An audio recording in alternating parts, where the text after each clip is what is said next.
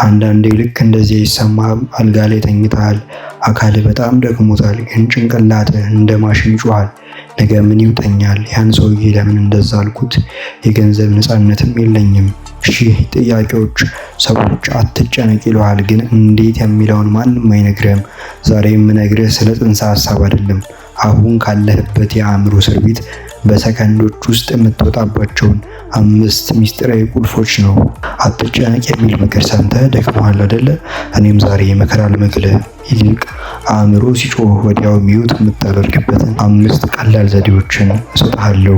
የመጨረሻው ደግሞ ከሁሉም ለየት ያለ ስለሆነ የመጨረሻውን ሰጥተኝ እንዳታልፍ።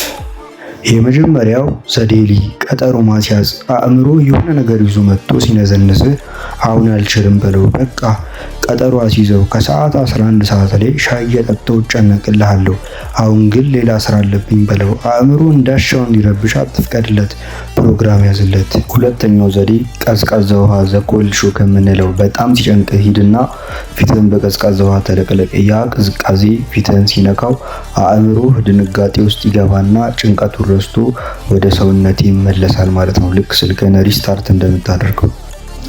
ሶስተኛው ማስቲካ ማኝክ። በጣም በረባው የምትጨነቅ ከሆነ ማስቲካ ኝክ። አእምሮህ ምግብ እየበላው ነው ብሎ ስለሚያስብ ራሱን ያረጋጋዋል።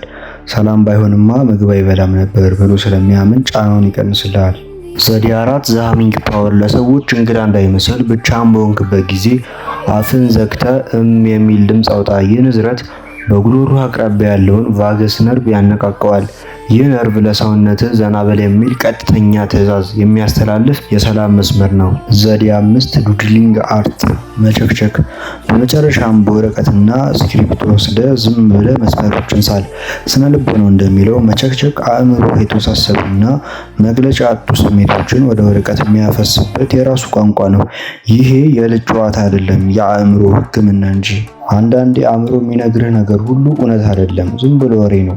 ከነዚህ ውስጥ አንዱ ሞክረውና የረዳህን ዘዴ ኮሜንት ላይ ሹክ በለኝ። እንደዚህ አይነት ጠቃሚ ቪዲዮ ሁልጊዜ እንዲመጣላችሁ ሰብስክራይብ አድርጉኝ። ሰላሙን። ቤታችሁንና እንዲሁም ደግሞ ግቢያችሁን ማሳመር የምትፈልጉ ሰዎች ካላችሁ በውስጥ ልታነጋግሩን ትችላላችሁ። ያሉንን ነገሮች ደግሞ መታችሁ በቅርብ ለማየት የምትፈልጉ ሰዎች ቦሌ አራብሳ አድራሻችን ይገኛል። በውስጥ ማነጋገር ትችላላችሁ።